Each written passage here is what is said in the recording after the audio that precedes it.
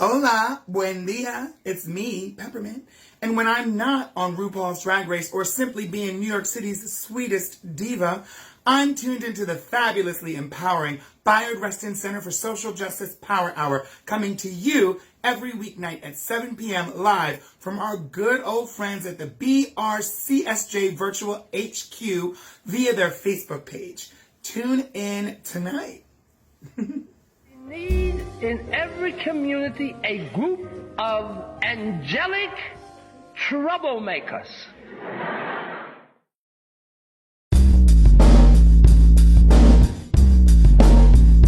Social justice, power hour, power hour, power hour. Social justice, power hour, power hour, power hour.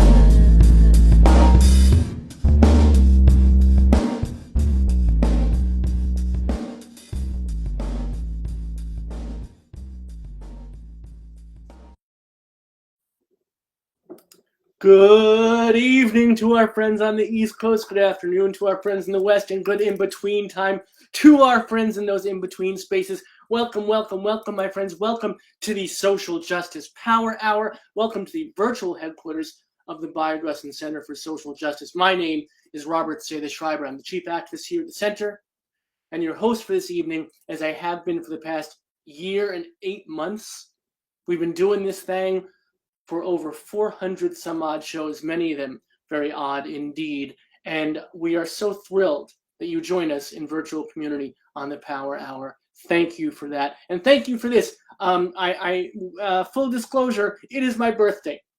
I turned, or I'm turning, or at some point during this day, I became 52 years old, 52 spins around. And I feel really wonderful about it, because I've been able to do this with all y'all, been able to live the life that I've lived, been able to be of some small service, I hope.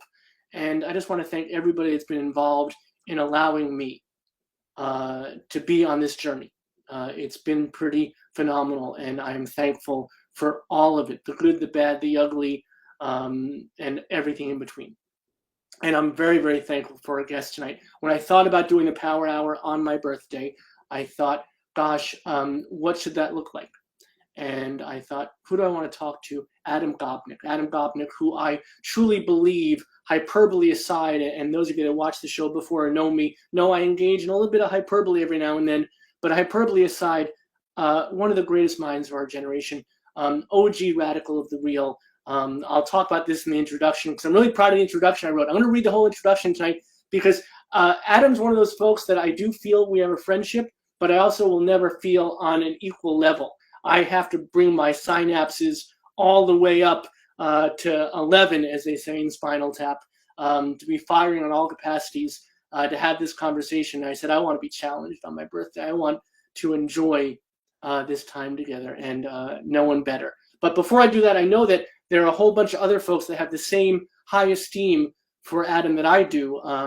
So there's a lot of folks maybe tuning in for the first time, or maybe this is your kind of, you've come in every now and then, or just come to see Adam when he comes for his monthly ruminations, whatever it may be. Why ever you came to our yard tonight, we want to entice you back. As I said at the outset, we do this 7 p.m. Eastern, 4 p.m. Pacific every single freaking weeknight, and we'll continue to do so. And we got some incredible stuff coming up. So in order to entice you back, as I said, here are some highlights, just some highlights, my friends, of things that are coming up on the Power Hour. We hope that you'll come back 7 p.m. Eastern, 4 p.m. Pacific. As I said, tonight's my birthday, but Friday, we're really going to celebrate. We're going to have a tremendous show. We're going to have some extraordinary folks. A lot of members of our local community, which is beautiful, but also John Doe from X, Jill Sobule, John Easdale from Dramarama, Samson McCormick, Dante Stewart, Robert Jones Jr., Brian J. Jones, so many folks. I can't even name them all. So many. It's going to be a fabulous show. Please tune in. It's going to be a lot of fun. It's going to be meaningful. It's going to make me cry. It's going to make you laugh. It's going to make me laugh. Maybe it'll make you cry. But do tune in. It's going to be a lot of fun, a great way for us to start the weekend together and to celebrate, together. And then coming up on the show, Dr. Keisha Blaine, Until I Am Free, Fannie Lou Hamer's Enduring Message to America, The Pain Gap, How Sexism and Racism in Healthcare Kill Women. Anousheh Hussein's going to be with us. I'm really looking forward to this. This is a subject we have not covered enough in the Power Hour. I'm looking forward to her bringing that to us. One Friday in April, Donald Untrim, A Story of Suicide and Survival. This is at once a heartbreaker and something that's full of hope. It's a wonderful, wonderful story, and he's a wonderful man. I look forward to talking with him. Oh my gosh, Ron Norseworthy. If you didn't see this piece in the New York Times, I think it was about 2 weeks ago in the Sunday Times, huge, beautiful piece on this artist that is raising his voice up and out. Black, queer, intersectional, tailor-made for us. And I cannot wait to host him and talk about his art and his life and his journey. Queer yoga, as you know, or as you may not know, as you know now, every Tuesday night here at the Power Hour, our queer yoga master, Jasmani, brings us to virtual nirvana. Come take a breath with us, both literally and figuratively. Veronica Chambers, you read her all the times in the Times. You read her all the time in the Times, all the times in the Times. That sounds good too, right?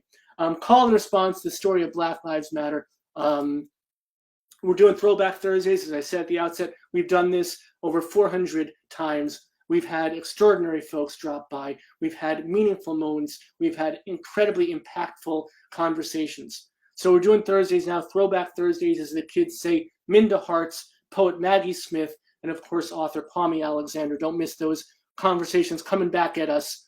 And just a couple weeks ago, the fabulous Jill Sobule of I Kissed a Girl Supermodel, our BRCSJ musician in residence, another person who's become a friend over the past year and a half, an inspiration to so many, LGBTQI musical trailblazer. She did a benefit concert live in person for us, and we're going to play that for you so you get to see it. If you don't live in the area, you don't make it out to the sold-out show that we had.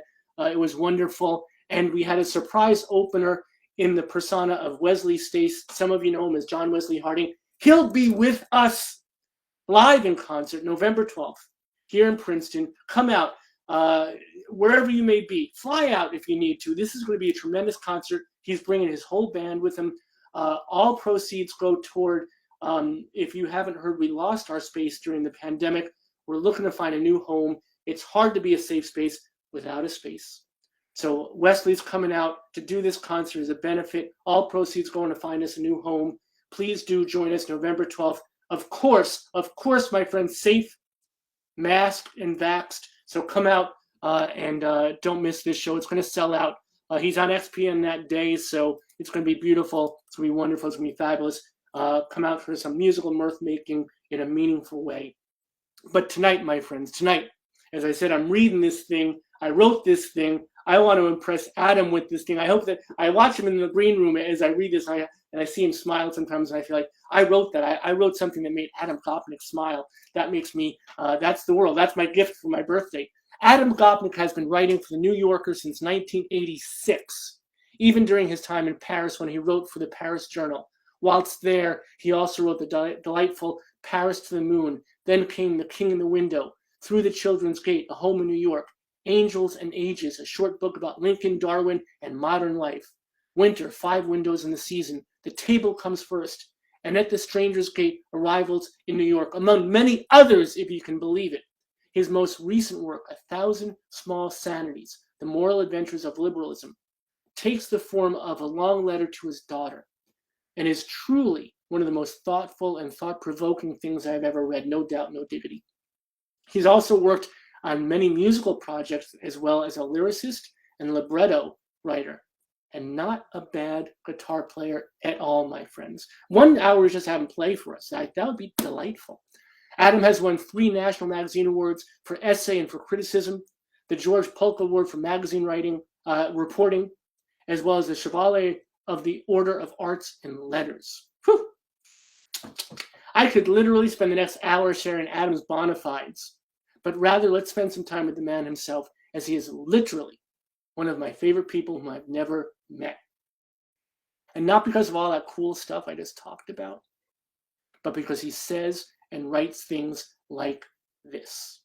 Quote, writing well isn't just a question of winsome expression, but having found something big and true to say, having found the right words to say it in, of having seen something large and having found the right words to say it small enough to enter an individual mind so that the strong ideas of what the words are saying sounds like sweet reason. Sweet reason indeed, something we could all use more of these days. So without further ado, please join me in welcoming someone who we're extraordinarily proud to have as a regular guest on our Bioresson Center for Social Justice Power Hour, and my birthday gift to myself, the OG radical of the real, Adam Gopnik, folks. Adam, thank you so much for being with us tonight. I wouldn't miss it, and I'm always touched and blush at the generosity of your introduction. And happy birthday, my friend! Happy birthday! I will say I am well on the other side of 52 now, though I don't feel it. Or I don't know what that means, not to feel it. I feel the age I am, and I will only add that of all the ways, blessings on your good head and happy birthday, and of all the lessons, large and small, I have learned over the years, there's none more important than that any time we spend worrying about our aging is time wasted, that it's unimaginable now for me to think how young 52 was when I was there, given what I was, what I thought and felt. And, I wrote a piece once about a family reunion. I have a huge family. I have 6 brothers and sisters, and we have 38 people in the immediate family, parents, kids, grandkids, and great-grandkids. And it is striking that everybody under the age of 20 is growing with every birthday, and everybody over the age of 40 is aging with every birthday. And so we're on the aging side of that spectrum rather than the growing side. But I believe that aging is growing. But I wanted to seize this occasion, your birthday, to turn the world upside down a little bit, Robert. Every month you and I sit here and I opine, I'm sure at tedious length for our listeners. And today I want to, and you ask me questions and I try to respond as best I can.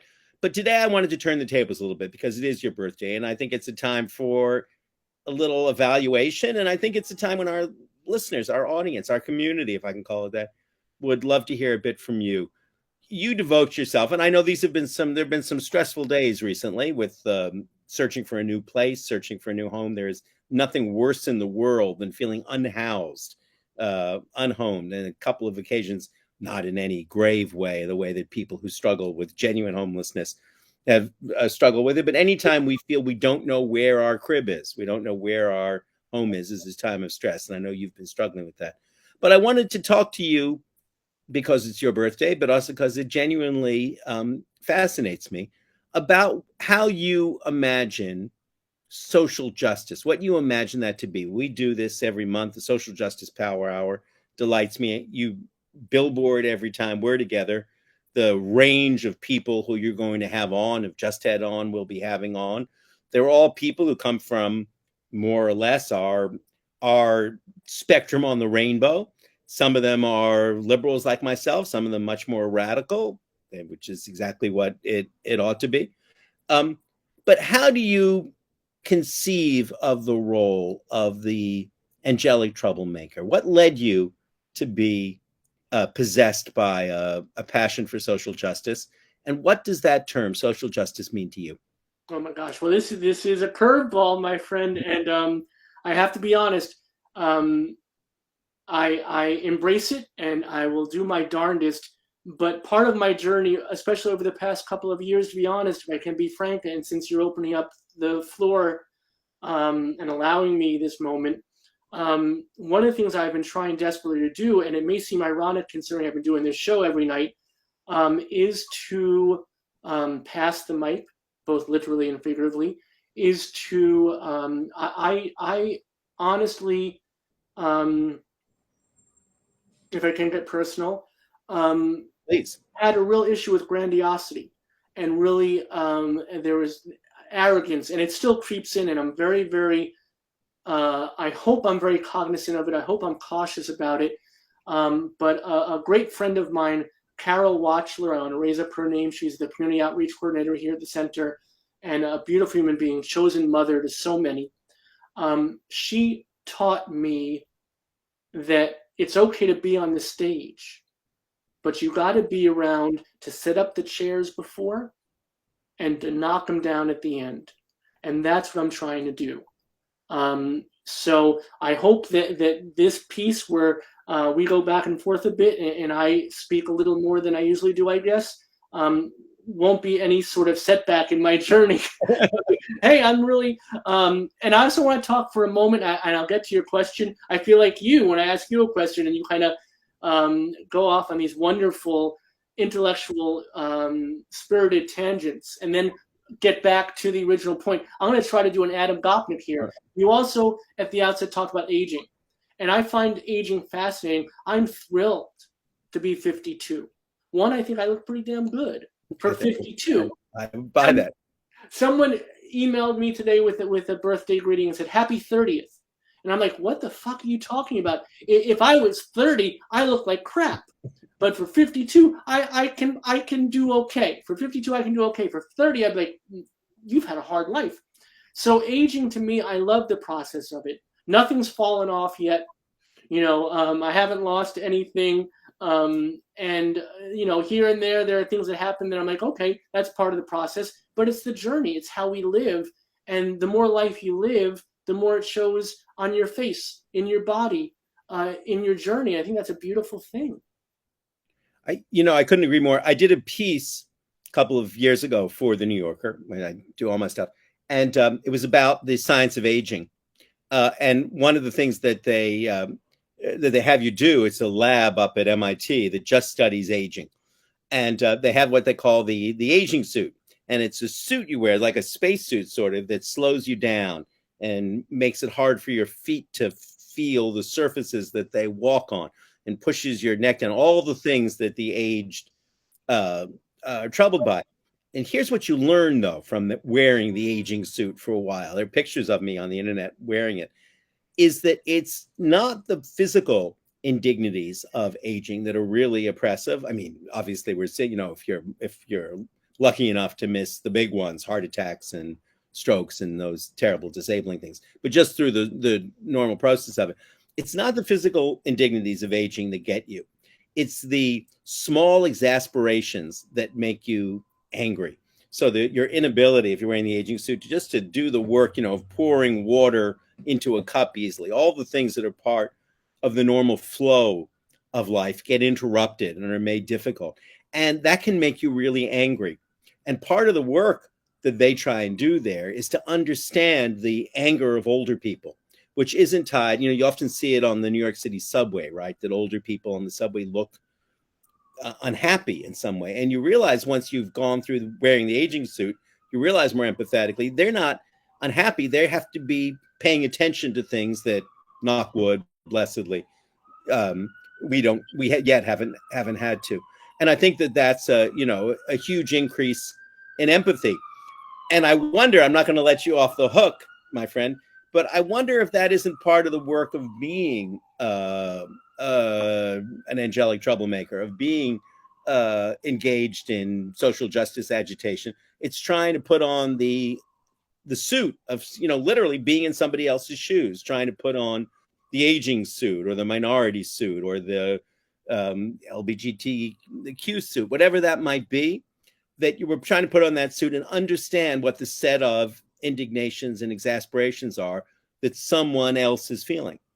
And we'll get to your original question, because I do want to answer it. I have a great answer for it, but let's talk about that. And I think that speaks to what I think is the absolute essential ingredient in activism, which is empathy, which is understanding. But also with that, I think that there's a caveat that you have to respect and acknowledge that as much empathy as you can try to put forward, you're never going to truly be able to understand anybody else's experiences, no matter how difficult or easy they may be. We can only do our absolute darndest to listen, to watch, to try to see things through another lens. So it's that balance, right, between finding that all-important empathy, but also realize that that empathy is never going to be totally holistic either. And that's how we learn to amplify others. You know, what I try to say, what I think is good language for it is, I never will deem to speak for others, but I will always speak with others. That's lovely. That's a lovely formulation. That's nice. You should. That's a meme, as my kids would say. That's a meme. I will never try and speak for others. I always try and speak with others. But don't. Yeah, I'm not going to let you escape my question. What drove you? What led you to this work? So this is the question I've asked very often on the Power Hour. I call it my secret origin question.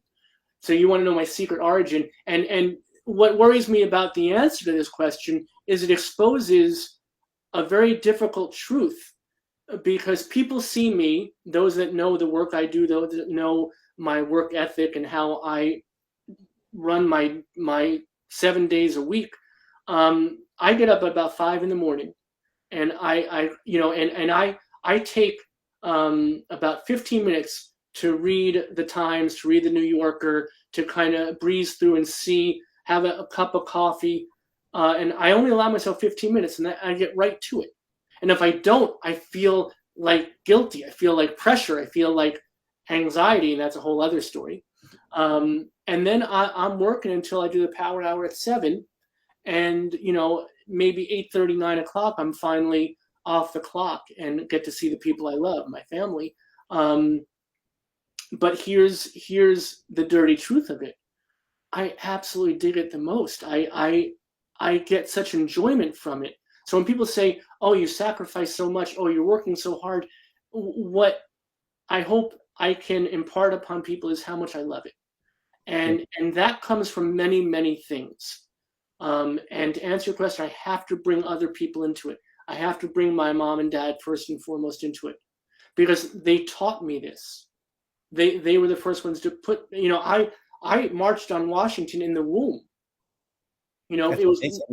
It was no accident that my name is Robert Martin. I was named for Robert Kennedy and Martin Luther King. Oh, I did not know that. And I carry that every day. And Dr. Peniel Joseph, who's our board vice president, who is one of the foremost Black Power scholars in the country, author of The Sword and the Shield. I was going to grab it, but a wonderful book. Good friend. About Martin and Malcolm, right? Exactly right. Yeah. So somewhere here in this room of books, yeah. When you know what, I'll grab it because he deserves it. This is the book, Sword and the Shield, and it just came out in paperback, and it's beautiful, and it's so incredible. And when he's on the show, he calls me Robert Martin, and there's nothing that makes me smile harder on this show, I think. And that's a mantle I carry. I actually think of that as a responsibility. Those names are important in my business. So my names I carry, and I say, okay, what am I going to do to try to be worthy of that? Excuse me. And my parents, all whilst I was growing up, there was a quiet respect in my house. There was a conversation. There was never any moment that my dad ever belittled my mom. And there were never also, which is really interesting and something I didn't realize till much later on, there were never any lessons taught. There wasn't that sitcom moment where they would sit me down and say, this is ellipse, right? Now you see why you have to be kind to little Jimmy or Johnny. Right, exactly right. It was just in the way they acted, the way they treated each other. It was kind of the embodiment of what Brother Cornel West says. Justice is what love looks like in public. And for me, that was what love looks like in private too, in my home. And my home was a safe space before that term was coined, and I would come home from carousing and doing all the things I did in high school and college, and my friends would be at my house. And I would say to my friends, "What are you doing here?" I was out. And they're like, "We're not here to see you." It was just a space they felt comfortable in. Yeah. Because my friends were the freaks and the geeks and the outcasts and the marginalized.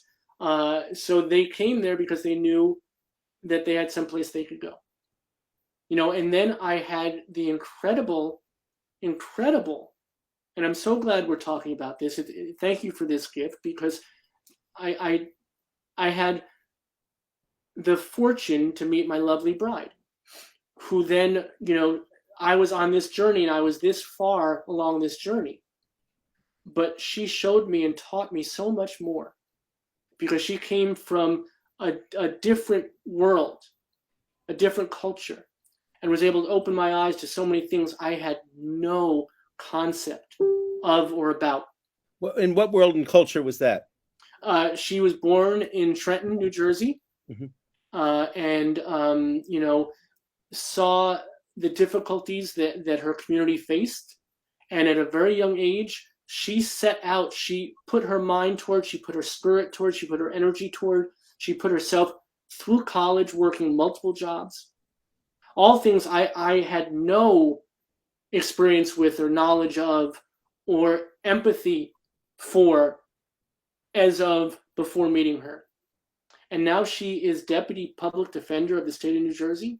Amazing. And when folks say to me, "Oh, you're doing such good work, boots in the ground, et cetera," I take some pride in that.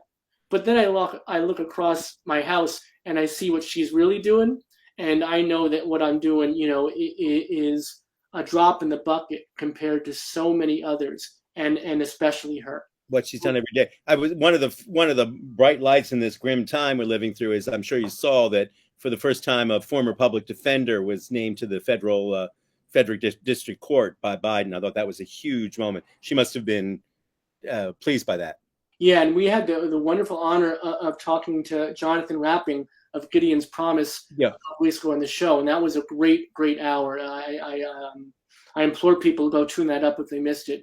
He's doing incredible work, and public defenders across the nation with absolutely no resource, no funding, no support, and really no respect, because people have this very warped idea of what it means to be a public defender. They're the folks on the front lines. I've often said that these are the people, public defenders and people doing that kind of work, and activists are the first responders now, are the ones that are seeing the problems and the issues in communities, and they're fixing them hopefully before they become more epidemic and more widespread.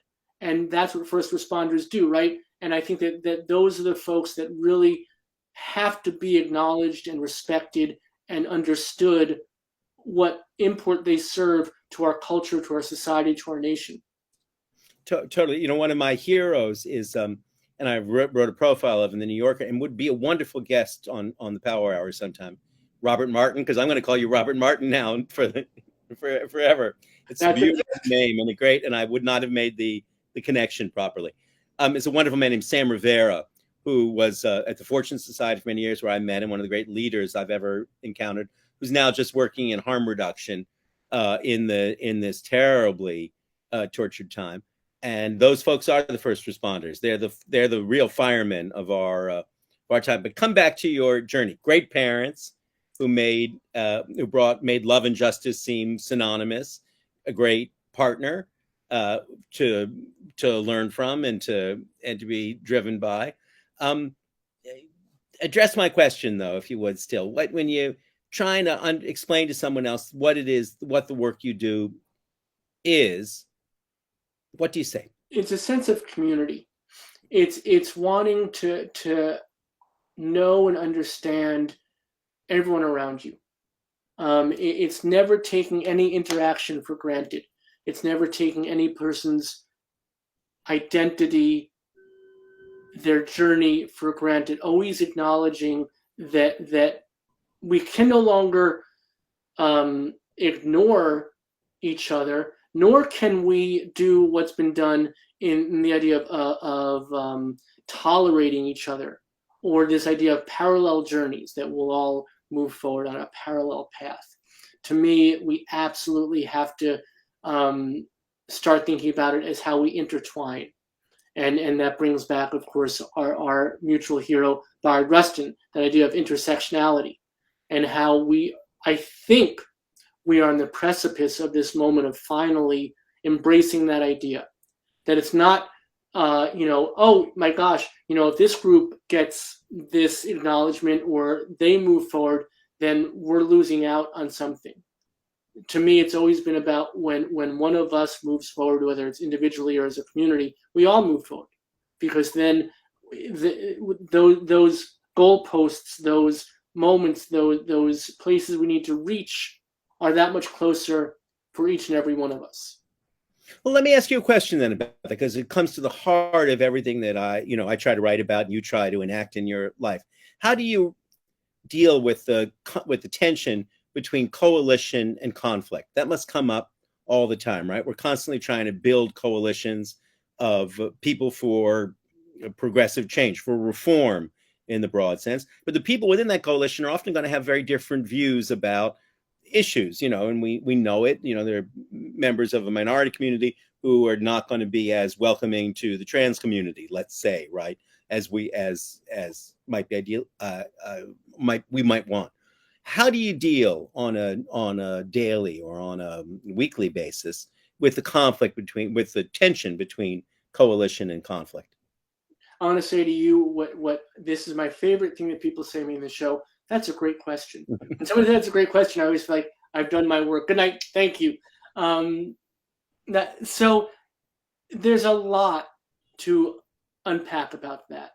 The greater idea and the greater platform of us as a society, of Democrats and Republicans, of left wing and right wing, and the problem that we have as lefties, as socialists or Democrats, or however we may, identify. Yeah. Right? We've never been a very cohesive group. There are all these different splinters, right? And whereas the Republicans and the right wing, they seem to really have that lockstep down, right? So that's been the story of the American left, is a story of crazy splintering and an inability to work. Well, go on, please. And just if I may, just give a shout out to this wonderful book, 1,000 Small Sanities, The Moral Adventure of Liberalism. This is a great encapsulation of a lot of what we're going to delve into right now, and I just want to show it to our audience because it's a great piece. What I say, and also for those working in the nonprofit sector, in the nonprofit world, when you're trying to establish an organization or to allow an organization to thrive, you find a lot of competition in this world, unfortunately, and a lot of it makes a great deal of sense, because the old model was, here's the pie, and when someone takes a piece of the pie, well, then that's one less for everyone else. And when I came to this, and when I said we're going to start this center, this movement, this hopefully change, one of my first tacks, as you said, was to talk about the pie not as a finite thing. And what you need to do is, when you take a piece of the pie, you have to make sure you replace 3 or 4 other pieces. Because there are a lot of folks, and you mentioned this, that aren't being represented. So you bring them to the table, and they bring a piece of pie with them. Everybody brings, and I don't want to put this metaphor, let me put it to bed. I'm not going to keep talking about pie and bringing pie to the table, but everyone brings an identity, a community, their experience, their life, their spirit, their energy to the table, and it adds. It can only add, and you can't be resistant to that. So my hope now is that we're at that moment, right? That we're still in the midst of the pandemic of Corona. We're not as far along as we hope to be, for many reasons. We're still obviously mired in the epidemic of systemic racism, which has just been exacerbated by the pandemic and exposed by the pandemic. But then you look at other pieces, like when Raquel Willis organized the Black Trans Lives Matter rally in Brooklyn, and they were expecting,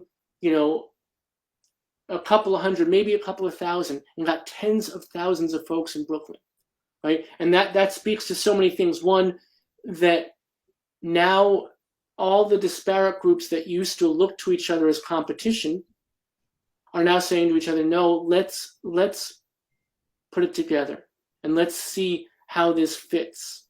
And what we saw was people are not only willing to accept that, but want to embrace it. And I think that's what we can allow ourselves, that hope for the future, is that, and this is a difficult needle to thread, that new normal that we're looking at in a very short while, because people are desperate to take off the masks, to just go about their lives. And for a great many people, we have to be honest, that's going to be forgetting about all the social movements they were involved with over the past year and a half plus. They're going to say, okay, I did my part. And now I'm tired. I just want to move on. But we have to help all of us have to remember that there's no moving on anymore. There's only moving forward.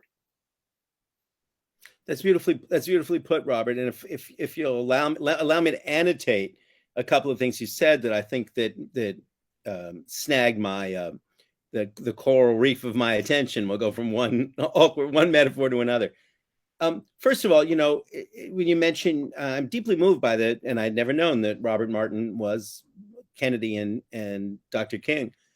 But one of the things I think it's important for us all to remember when we have those two names is that those are two men who went on a journey of coalition building. Robert Kennedy did not start off his public life as a beacon of progressive change. He started off working for Joseph McCarthy. He started off as a man more on the right than the left, truth be told. And he went through a journey of self-education. It was at the cost of enormous tragedy, his brother's death, Dr. King's death. I'm sure you've seen that extraordinarily moving piece of footage when he steps out to tell crowd, largely black crowd, that Dr. King's been assassinated that April when Bobby himself only had 2 months to live. So that's a story of transformation, of self-education, not of somebody who was born necessarily understanding or feeling those things. And Dr. King's story is so much a story of coalition building. When I read the most recent life of Dr. King, one of the things that's startling is that he didn't plan to become the person he was. He was thrust forward in the boycott in Montgomery and Selma to be that person. And he accepted the mantle, which in many respects he might have wanted to resist right up to the last night of his life, if you recall, when he said, longevity has its place, longevity has its role. But if I don't get to the other side of the mountain, I don't care. One of those moving speeches in American life. But when you're talking, Robert Martin, I'm also put in mind of the two guys or men and women who are the heroes of the book, which you're kind enough to speak so well of, 1,000 Small Sanities. We were brought together by Bayard Rustin, by the allure and the magnetism of that name and that example, which connects us both. And two of the things that I think are crucial for people to take from Rustin's example, and if they know anything about him, but they should, one is that he did exactly the work that you're talking about, and that is sublimating his ego into the necessities of the movement, as it was called then. And exactly one of the things that makes Rustin such an inspiring figure is that a man of impeccable intelligence and rhetorical abilities, he spent his time before the March on Washington organizing buses and sandwiches. He didn't spend his time trying to sketch out the brilliant remarks he would make in front of the Lincoln Memorial. He spent his time and porta potties and porta potties. Nothing more important than the porta potty. He spent his time exactly on porta potties, sandwiches, and buses. How do you get the people there? How do you get them comfortable? How do you get them home safely? Those are the mundane questions, but without those questions being answered in any campaign, it can be a military campaign or a physical one. Now this will be a Gopnikian digression of the kind that you mock. But one of the things that I wrote about not long ago was about Valley Forge and about how these extraordinary immigrants, Lafayette, and the Baron, who was not a Baron at all, was a total phony, de Stuyben, came to Valley Forge, who was not a Baron and was gay, by the way. So an interesting character. Came to Valley Forge in 1777 to be with General Washington. And they spent their time teaching General Washington, a great natural leader, how to organize an army, which he didn't know how to do. He'd never had experience in that. And they, over that brutal winter, they organized an army and got them vaccinated too, I might add. And that was the point of what they contributed. Without it, no United States. For the other point I wanted to make, though, about Rustin is, and it's a point we all need to take in our hearts and minds as well, as you know, and as we've discussed many times, Rustin was both Black and gay, the beacon and the model of intersectionality, exactly as you said. And he had a long and hard time making both those struggles for reform, both those struggles for justice, sit on the same page, be part of a single coalition. There was a time, as we all know, when the civil rights movement was suspicious of, hostile to what was not even yet called the gay rights movement. There was a time when Rustin himself felt unsure about how much his identity as a gay man should be part of his role in the broader movement. That's not something that was transparent to those people. Those people had to fight it out, debate it out, struggle it out. And we all are the beneficiaries of that struggle, and we should never be complacent about it. At every moment, we're going to be in a time of exactly what you were talking about, time where you build coalition through conflict. The other person I wanted to raise, because you're mentioning your wife and what she taught you, brought it so home to my mind. The other great hero, along with Bayard Rustin, of A Thousand Small Sanities, of course, is John Stuart Mill, the great 19th century British philosopher of liberalism.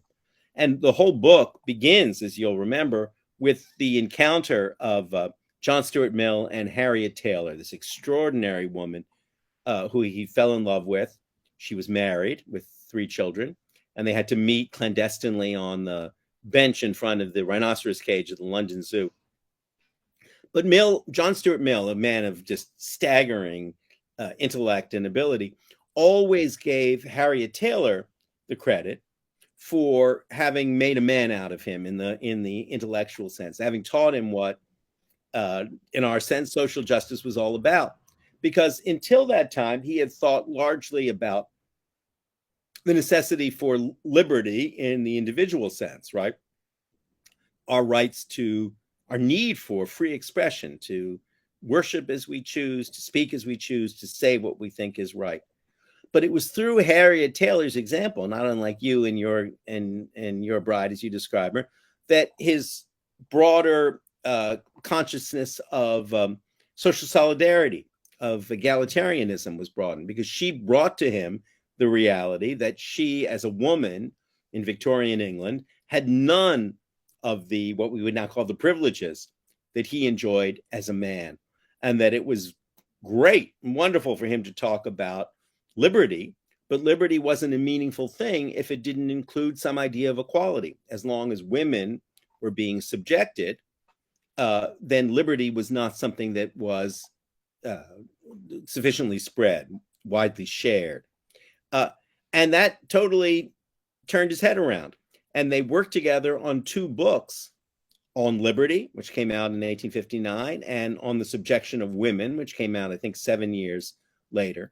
And for me, those 2 books are the pillars, the foundations of what we mean by, call it what we will, doesn't matter what label we put on it, progressivism, liberalism, radicalism, if you like, social justice, the search for social justice. Maybe that's the best name for it. Humanism, as I think Cornel West sometimes calls it. And that's exactly sort of the brilliance of what those 2 people, John Stuart Mill and Harriet Taylor, accomplished, and what I was trying to explain to people, or argued in A Thousand Small Sanities, that we have a terribly impoverished imagination of society if we think, on the one hand, there are people like libertarians, so-called, who believe in freedom, in liberty, self-expression, economic liberty. And then on the other side, there are socialist people who believe in the importance for whole classes of oppressed people to be to have their grievances heard and their oppression remedied and so on.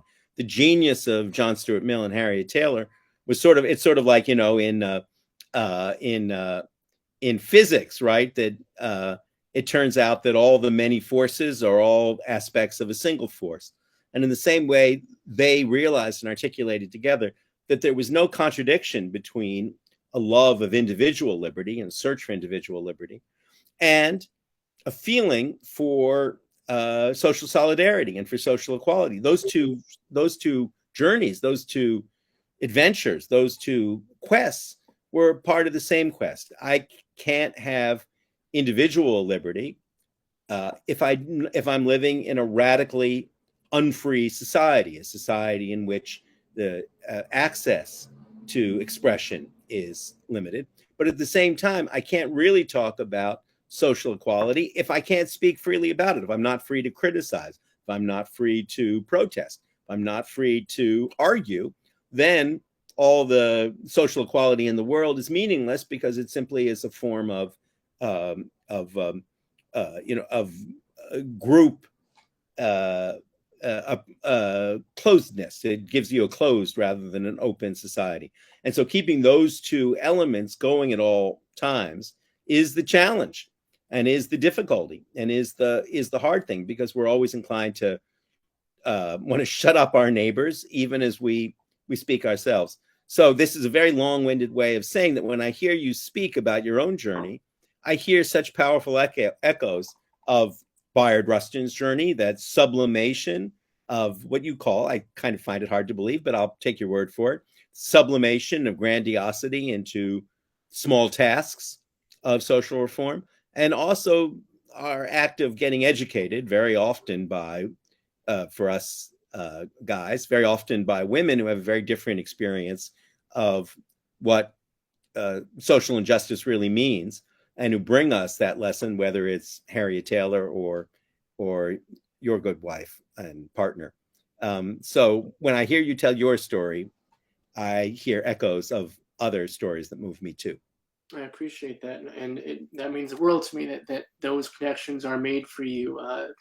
That's very powerful for me, and I thank you. And I thank you for, at the outset, you started talking about Kennedy and King and their journeys. And there's a great many people who don't realize how radical they were becoming. There's a great book that's edited by Cornel West, raise his name one more time, called The Radical King, which collects all those essays where King's really calling out the times. And then I think of King's book that he wrote in '68, Where Do We Go From Here? Chaos or Community? And and that book has been echoing with me for a while now. I think it's so powerful because, one, there's this, he wrote it in solitude. So I think of us in quarantine these past, year and 8 months, and him in solitude writing this book. And I think about how those ideas and how these movements are sometimes touched by allowing us to have that space for our thoughts and to move forward with that. No, I completely agree with you, Robert Martin, that that Dr. King, and I have that book in someplace in this immense hive of, and you don't even want to see the books piled up, but that Dr. King in his last year was moving incrementally, uncertainly, because it was a huge thing, towards the notion that the struggle against the Vietnam War, as well as the struggle for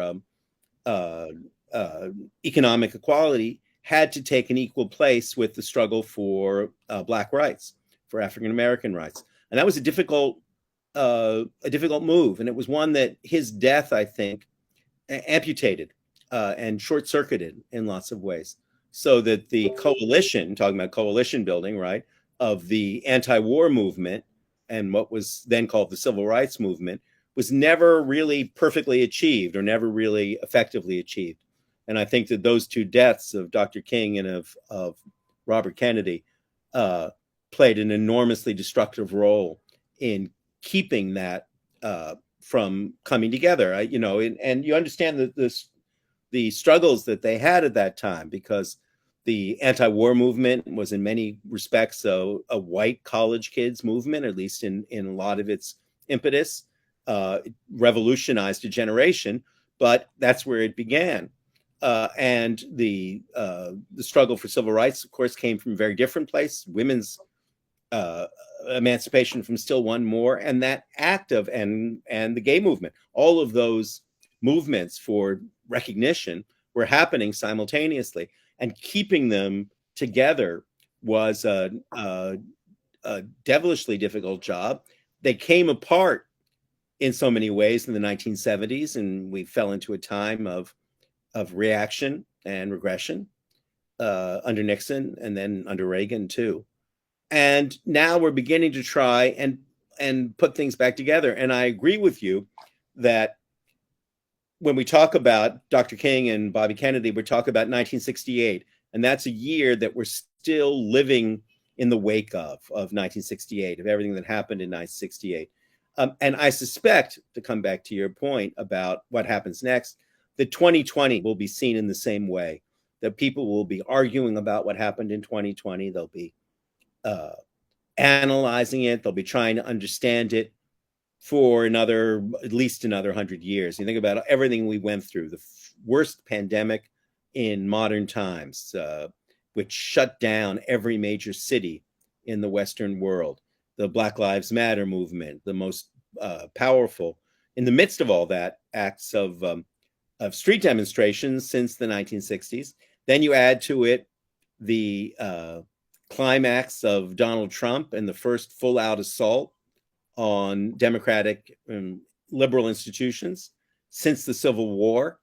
That was we just got hit by one punch after another throughout that year. You and I were sitting here trying to, talk our way through it.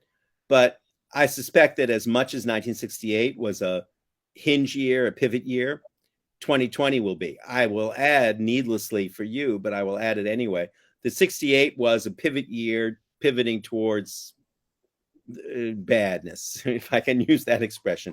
It was a pivot year that pivoted us away from hope to something very different. I hope that 2020 will be a pivot in the opposite direction, and that what we'll have taken from it is not despair or disillusion, but a sense of possibility, a sense of expanded expanded potentials. And that's your work, my friend, to make that happen. Well, first of all, I want to say to you, I beg of you never to use the phrase "the climax of Donald Trump" again in any sort of company, but especially here. That was very disturbing to hear. But do you think, when talking about 68 and talking about the killings of King and Kennedy, was it because they were almost prophesizing the idea of intersectionality, of seeing how these movements could come together, and maybe that was one of the most frightening things to those in power, because they realized if these movements were to come together, then they could be unstoppable. Then everybody would see that they're not fighting different battles, the same battle, just maybe with different armaments or maybe with different battlefields, but that the idea of justice, of equality, of equity, of movement forward for everybody was a very similar and very strong component of everything they were doing. Yeah, well, two things I'd say. One is I'm a bit of a I am a skeptic of sort of conspiracy theories of their deaths, not because I don't believe that there was sufficient rage. You only have to read J. Edgar Hoover's letters to realize the state of rage he was in at every moment, both with Dr. King and Robert Kennedy. There were no two people who he hated more, and he was a man without scruples or reservations. But I've never found it persuasive that there were actual conspiracies. I think the conspiracy that killed Dr. King and Bobby Kennedy is the deep-seated American conspiracy of putting guns in the hands of everybody and seeing what happens. So I put it down to that. matrix, the matrix of the craziness of American gun violence and the ability of anyone really to get their hands on a gun in the United States. What I also think was true about that year, and something that we can't overlook, is that Richard Nixon came to power at that time in a way very similar to the way Donald Trump came to power. It's because there was a nucleus. They called it the silent Americans, then the silent majority. But there were a lot of people in the Middle West and in Michigan already, and in throughout the country already feeling culturally threatened, already feeling economically threatened, who turned to Nixon in the way that their children and grandchildren turned towards Trump. And part of our job is to bring enough of those people. It was part of the job in 1968, and Bobby Kennedy was good at doing it. Bobby Kennedy was someone who could speak to, I hate to use the word the white working class because it's one of those catch-all phrases that loses as much as it gains, but it is an important part of the story we have to tell. That's a part of the coalition. That was part of the classic FDR New Deal coalition, was the white working class, and keeping enough of that part of the coalition within our coalition was what got lost in 68 and threatened to get and got lost in 2016. So that's a work that always has to be done, right? And we can't look past it because it's they're not necessarily our neighbors. I've told you a million times, for me, the most moving thing in my own immediate political experience in the last few incredibly difficult years was when my son, Luke, went to Staten Island, stopped school, stepped away from school. He's in philosophy. Now he's at the University of Texas doing philosophy. But which worries me as a father, looking at the incidence of the virus. But anyway, the point is he went to work for the Max Rose campaign on Staten Island. And it was a campaign for a wonderful progressive Democrat. And they went truly door by door, knocking on the doors of people who did not speak their language. We're not raised the way I raised my kids, the way you were raised necessarily, to see the same heroes, understand the same thing. And they went knocking door by door, trying to talk sense and community to people who were immediately, inherently suspicious of their talk. And Luca would come back to me every day from Staten Island on the ferry, talking about finding a common language. You knock on the door, somebody's got 2 American flags on the porch, and they're immensely suspicious of a young kid, college kid, coming from Manhattan, and finding a common tongue, learning to speak a common language, referencing patriotism as a positive force, talking about health insurance, talking about Medicare for all as a positive thing that serves you, that serves your kids, that serves your well-being. Finding that common language was a thing he spent a hugely instructive year doing, and they won. They won in 2018. They won that incredibly red and conservative seat on Staten Island for a wonderful progressive candidate, Max Rose. And that was work that you could only do door to door. That was work you could only do by struggling, as I've said now several times, to find a common language. And then they lost that seat again in 2020 to an extremely reactionary Republican. We can't forget that that's work that needs to be done. That's the work that my kids and your kids and we all have to continue to do. We can't shrink back into the safety of our own communities. The work of outreach has got to be ongoing. We lost it in 1968. We can't lose it again. It's community, it's conversation. People don't understand the power of that knock on the door, of that conversation, of that phone call, of being in community, whether it's virtual or whether it's in a living room or an auditorium, wherever it may be, whatever opportunity we have to see and hear each other, recognize each other. That's the only way that anything can move forward.